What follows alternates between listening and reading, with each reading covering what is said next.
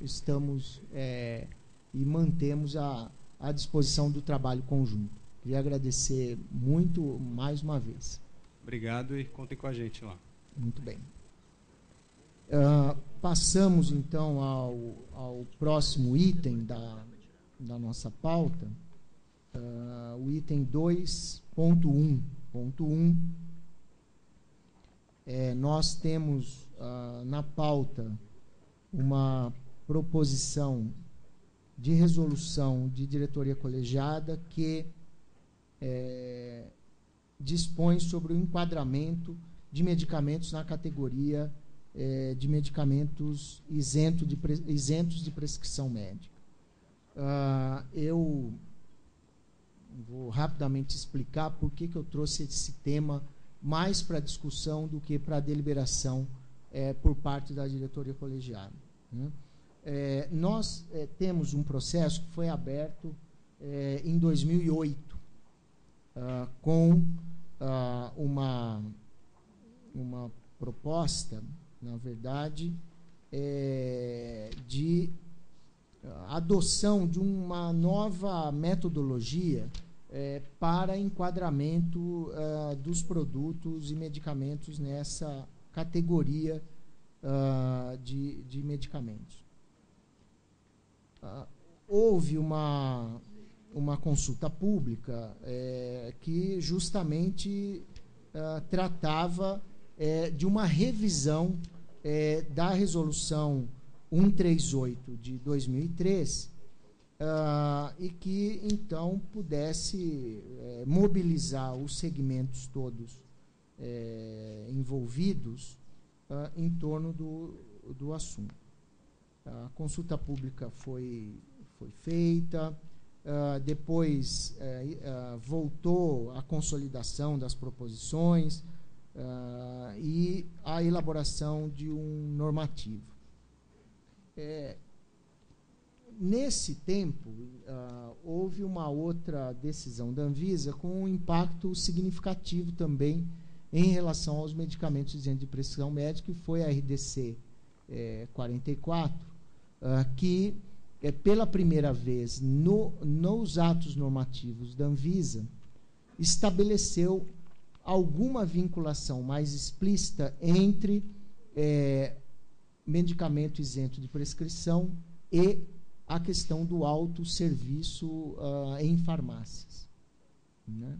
Quando colocou um dispositivo na resolução que dizia que medicamentos isentos de prescrição podem estarem à disposição em farmácias, desde que autorizados expressamente pela Anvisa, o que nós fizemos com a instrução normativa número 10 de 2009, que relacionou ali os grupos de produtos isentos de prescrição que poderiam ficar nas farmácias com livre acesso à população, sempre numa preocupação focada na questão do risco desses produtos, né?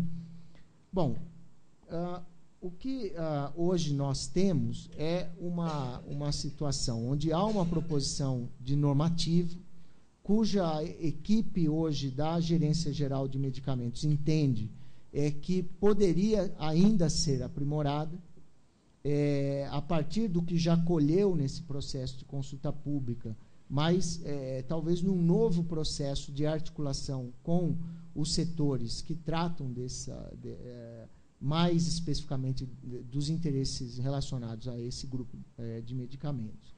Então, a gente vai fazer, o Ricardo Borges da GEMED está aqui representando a gerência geral, vai fazer uma breve apresentação do que caminhou até agora, para a gente abrir a discussão a partir de uma proposição que a diretoria tem para o encaminhamento relacionado a esse tema que, ao longo do tempo, se tornou e tem sido cada vez mais de interesse de discussão do mercado como um todo e da sociedade. Ricardo. Sim, o Ricardo, tanto aí quanto aqui na mesa, você fica à disposição. Acho que aí vai ficar mais fácil para você enxergar aqui.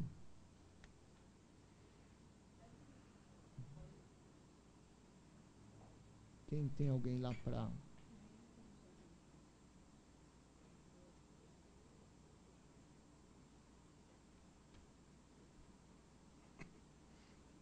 Por favor. 2003, que dispõe sobre o enquadramento na categoria de venda de medicamento. Atualmente, ela estabelece uma lista, né, onde estão descritos quais são os grupos terapêuticos que podem ser vendidos sem a necessidade de apresentação de receita. Próxima, por favor. Bom, característica da RDC 138 é que é uma lista positiva que indica os grupos que são isentos de prescrição. Atualmente, eles estão divididos em 37 grupos terapêuticos. E um ponto importante é que todo medicamento que é registrado como novo princípio ativo, uma nova molécula no Brasil, ela já entra como sendo exigido que, por um período mínimo de 5 anos, ela tem que ser apresentada a prescrição médica. Próximo. Bom, do ponto de vista regulatório, o medicamento que é isento de prescrição ele tem 3 características que são interessantes. Com relação ao preço, são medicamentos que podem solicitar uma liberação dos critérios atualmente estabelecidos para regulação de preço pela CMED. Com relação à propaganda, ela tem uma permissão para veiculação de propagandas ao público em geral. E, do ponto de vista do registro do medicamento, ele tem que atender todos os critérios de segurança, eficácia e qualidade que são exigidos para medicamentos que são sintéticos e semissintéticos. Próximo. Em 2008, foi formado um grupo de trabalho. Pelas características que eu falei no slide anterior, o grupo de trabalho era composto por representantes do NUREM, da propaganda, do Núcleo de Farmacovigilância e da GGMed. E, naquela época, foi feita uma apresentação onde os objetivos eram permitir um fluxo contínuo e atualizado do anexo, e estabelecer um critério mais objetivo, claro, para identificar os princípios ativos e indicações terapêuticas que poderiam ser incluídos nessa lista de medicamentos isentos de prescrição. Próximo. Eles concluíram a proposta em 2008 e essa proposta foi avaliada e aprovada pelo EDCOL em abril de 2009. Mas o que aconteceu nesse período? Na verdade, em 2009, a deliberação da EDCOL foi que a proposta estava pronta para ser encaminhada para uma consulta pública, e só que teve uma ressalva com relação a produtos fitoterápicos. Essa ressalva foi encaminhada para a GGMed e foi avaliado se deveria ser incluído ou não os produtos fitoterápicos dentro da proposta de isento de prescrição. À época, a coordenação de fitoterápicos entendeu que, como existiam poucas bulas padrão, seria interessante que os fitoterápicos não estivessem incluídos diretamente. E, após essa avaliação, a resolução que deveria ter sido encaminhada para uma consulta pública ficou aguardando um posicionamento sobre como tratar os fitoterápicos. Nesse período, a gente recebeu algumas sugestões do setor regulado, e essas sugestões elas não se enquadraram exatamente dentro da proposta que foi feita pelo grupo de trabalho. Além disso, à época, a Anvisa estava iniciando o processo de boas práticas regulatórias. Então, o processo que foi feito para a deliberação dessa resolução, ele não atendeu as boas práticas como são entendidas hoje. Então, a gente acha que o texto provavelmente vai ter uma necessidade de revisão, e as próprias sugestões que foram feitas pelo setor regulado ainda não estão incorporadas. Então, seria interessante a reavaliação do conteúdo. Próximo. Nós comparamos o texto que está na minuta com a proposta da BIMIP. E o que nós podemos perceber é que as melhorias que poderiam ser implementadas, que foram sugeridas pela BIMIP, seria a possibilidade de submissão dos pedidos de avaliação para enquadramento com medicamentos isentos de prescrição em qualquer momento, não em momentos específicos como se encontra na minuta.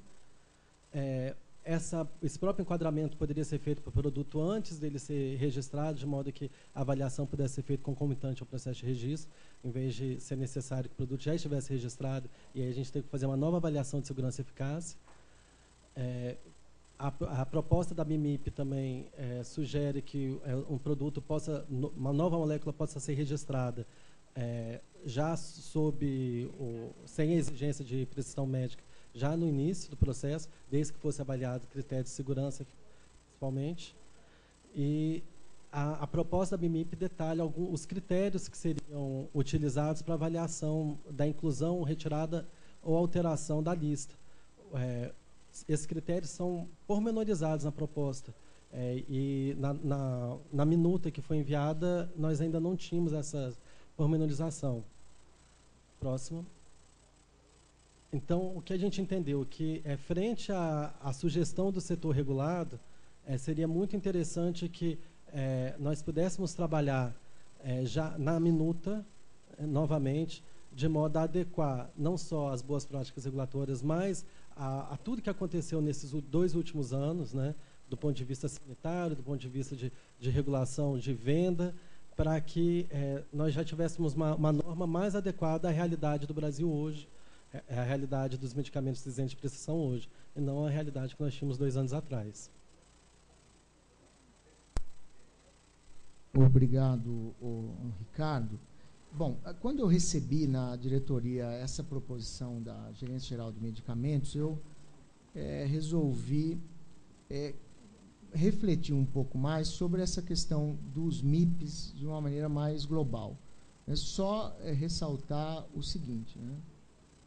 Algumas questões que o Ricardo coloca. Não existe produto novo MIP. Né? Sempre ele passa por um período de registro e na primeira renovação é que ele pode se transformar num produto isento de prescrição.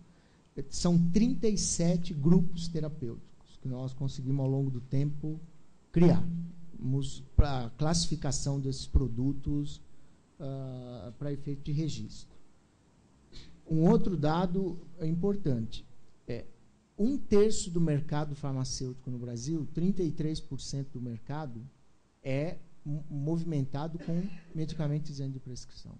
Em torno de 10 bilhões de reais por ano. Né? Então, não é um mercado pequeno. Nós estamos falando de poucos produtos ou poucos processos que tramitam na Anvisa. Uma outra questão que eu acho fundamental. Existe uma situação muito peculiar aqui no Brasil em relação a medicamentos isentos de prescrição, que, na verdade, tudo aquilo que não é vendido com retenção de receita é quase um medicamento isento de prescrição no Brasil. Então, quando nós tratamos de medicamentos isentos de prescrição no Brasil, nós estamos tratando de produtos que podem legalmente serem comercializados sem a exigência do receituário. Né? Mas eles convivem, via de regra, e isso é muito preocupante do ponto de vista sanitário. Né? Eu acho que essa é uma situação que um Brasil, 5ª economia do mundo, um país que quer ser moderno do ponto de vista da sua relação com a sua população, não pode fechar os olhos a uma situação onde, via de regra, os medicamentos para os quais se exige prescrição, aqui no Brasil, são entregues para as pessoas da mesma maneira que se entrega um medicamento isento de prescrição. Isso é um problema que eu considero muito sério, muito grave, porque na verdade, nós temos um esforço sanitário do ponto de vista do registro, do controle sanitário na produção, na distribuição e no própria organização do comércio, que pressupõe que haja uma diferença de tratamento, quando, na verdade, não há. E isso até impede que nós possamos, muitas vezes, adotar posturas mais, talvez, modernas do ponto de vista sanitário, em relação a esse grupo de produtos. Mas a verdade é que, tanto do ponto de vista do registro, quanto do ponto de vista do controle sanitário sobre medicamentos isentos de prescrição, nós vivemos ainda uma situação de bastante trabalho, muito esforço e talvez poucos resultados naquilo que efetivamente interessa, que justificaria, inclusive, a existência de um grupo de medicamentos para os quais não se exige o receituário médico, a prescrição do profissional responsável pelo diagnóstico, pela indicação do tratamento, que seria a conformação de uma perspectiva sanitária de segurança de que tais produtos oferecem riscos absolutamente conhecidos e manejáveis e que podem ser utilizados pela população a partir de uma atitude de autocuidado, avaliação de problemas de saúde menos graves e que consigam serem tratados com esses produtos, esperando sempre que a indústria cumpra o seu papel de garantir a qualidade do produto, que a Anvisa consiga ter critérios objetivos na identificação desses grupos e produtos que ofereçam um perfil de risco-benefício apropriado e que o varejo possa cumprir o seu papel no sentido da orientação adequada do uso por meio dos profissionais que atuam nas farmácias, os farmacêuticos, né?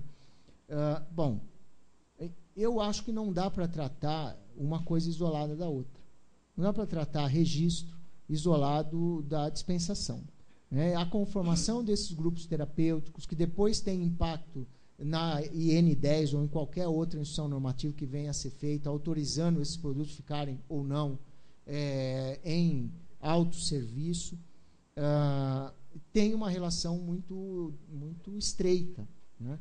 E quando veio a proposta da GGMed, então, a primeira coisa é que eu acho realmente que se a norma ficou velha antes de ser publicada, que ela precisa ser revista, né? Não vamos publicar uma norma para depois ter de revisar. Então, acho que precisa ser revisado. Entendo que é importante para a diretoria colegiada, até para poder tomar a decisão sobre a adequação da perspectiva do registro desses produtos, ter uma avaliação do impacto da IN10 e da RDC 44, tanto do ponto de vista sanitário, quanto do ponto de vista da conformação e adequação desse mercado. E acho também que a diretoria precisa receber sugestões de aprimoramento do controle sanitário sobre os medicamentos isentos de prescrição, né? Nesse sentido, eu estou trazendo para a diretoria colegiada, primeiro o tema de discussão, vou abrir depois para que os diretores possam se manifestar, mas que nós tenhamos aí a criação de mais um espaço, que pode ser um grupo de trabalho, ou pode ser uma câmara específica formada para essa finalidade, para num determinado tempo que a diretoria defina aqui, para que não se abra mais uma discussão, e daqui 3 anos a gente vem e diz, olha, houve a discussão, mas ela ficou velha, mas que tenhamos um tempo e atribuir a esse grupo a tarefa, para mim, de 3 situações que são importantes no meu entendimento. Uma é revisar essa proposta e esse processo. Não estou propondo arquivar a consulta pública, acho que tem contribuições importantes aqui. Então, mas revisar a proposta e o processo. Uma outra tarefa, apresentar à diretoria colegiada uma avaliação sobre os impactos da RDC 44 e Instrução Normativa número 10 de 2009. E, por fim, apresentar sugestões à diretoria colegiada